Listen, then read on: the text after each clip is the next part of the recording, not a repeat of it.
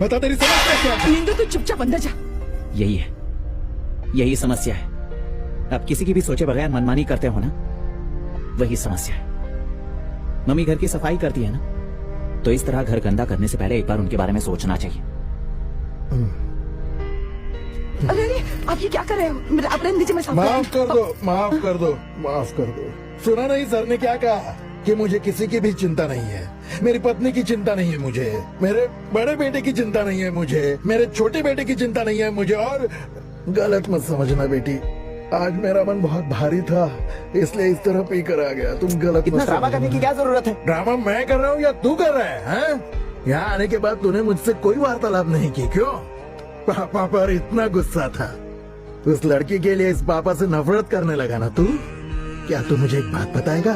तू इतना नाराज होने के लिए ऐसा मैंने क्या कर दिया? बस तुझे यहाँ ले आया, इतना ही ना? और मेरी क्या गलती थी पता?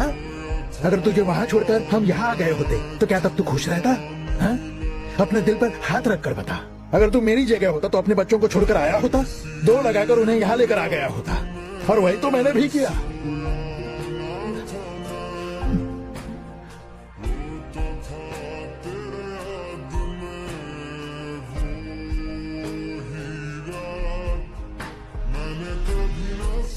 तू सोचता है जो हुआ है उससे सिर्फ तू दुखी है, लेकिन तुझसे ज्यादा दुख मुझे है।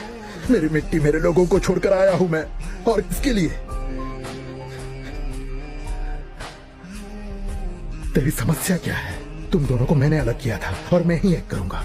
मैं नहीं जानता कैसे, पर एक करके रहूंगा, ठीक है ना? आप ऐसा नहीं कर पाओगे। उसकी शादी हो गई आज सुबह। ये तो क्या कह रहा है निंदू?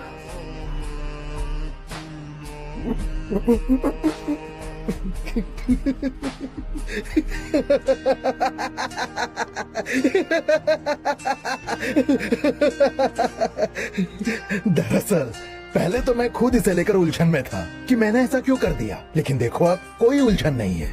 हमें यहाँ आकर सिर्फ 10 दिन ही हुए होंगे ना, हैं?